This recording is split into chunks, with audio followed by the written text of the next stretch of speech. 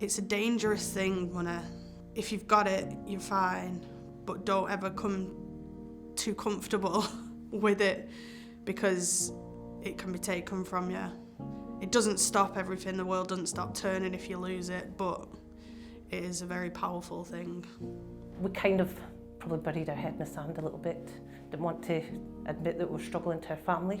It got to the point where we were getting bank charges. We kind of struggled a little bit with that, trying to juggle things, do things ourselves, go to the supermarket with a calculator, put things back. It was really quite stressful.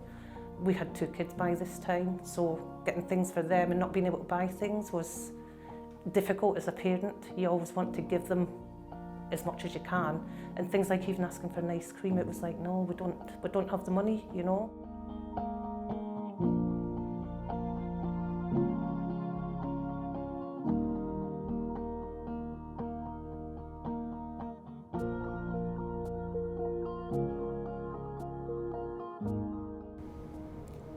Credit card. Mm-hmm. Yeah.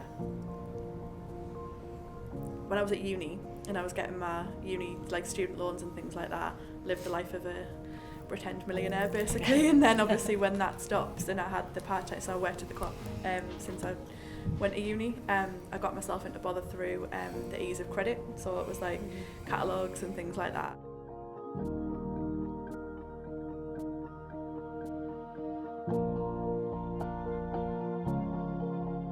When we were trying to save up for a house, myself and my ex-boyfriend, unfortunately he lost all of our money. He lost it gambling, tried to win it back, and then got the payday loans to try and put more money in it, and then lost that as well. It knocked my credit score right down because I was connected to him financially.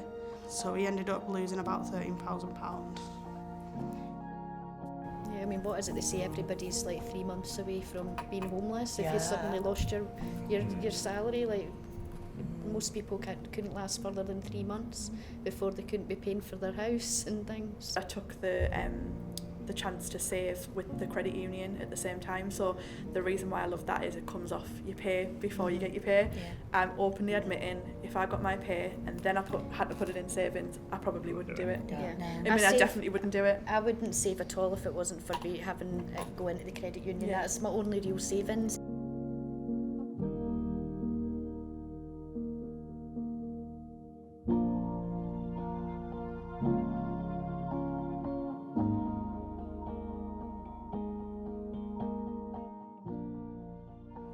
Making mistakes.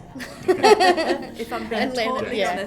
honest, not following in the footsteps of some of my family members, and I'm being totally honest there, but it was learning from other people's mistakes, Yeah. and I made a few of my own along the Trial way. and error, yeah. But it's trial and error, and then just finding a better way of doing things because Yeah. you want to see a better alternative for yourself. How to balance a budget, how to run a Yeah. home, Yeah. how to organise your bills and different things, and none of that's taught in schools. And because we are such a credit society now, there's so many different options to bring that into education as well, so that people know how to do these things before they leave school.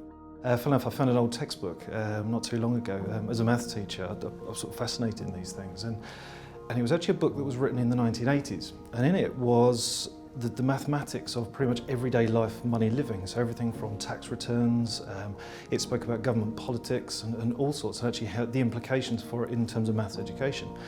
And it really struck me as something that it used to be there and then it wasn't. I think generally speaking, students do not have a good sense of money issues. I think there's a real body of work to be done on enabling them to understand a lot of the pressures and the issues that they'll be facing. Communities could benefit massively from an increased awareness of money matters in a general sense. In fact, just this week I've been talking to colleagues around sort of youngsters. I'm talking kind of the 16 to sort of 25 bracket, who are finding themselves in all sorts of financial difficulties.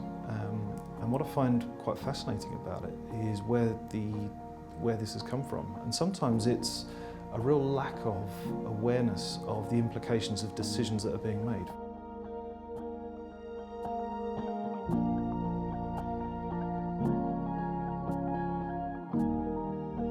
They've got different pressures on them nowadays, the younger children.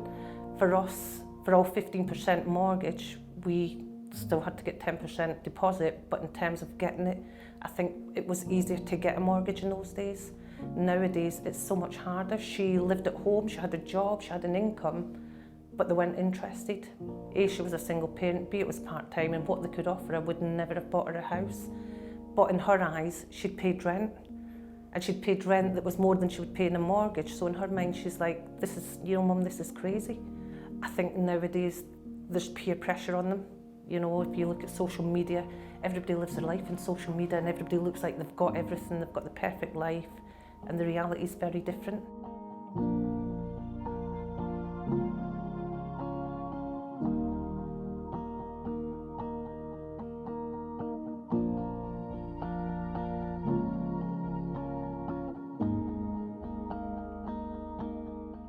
I think he got to a point where he was just helpless with it. He couldn't fix it, he couldn't make things better, so he had to tell me. He'd been holding on to it, and you could tell that there was something wrong with him. It'd been going on for months, probably years, and he was just getting less and less himself all the time, and he just came to a breaking point, and you could see, and he was broken. He lost his job. Because he wasn't turning into work, because he was depressed, he couldn't get there, and he didn't have the funds to get there.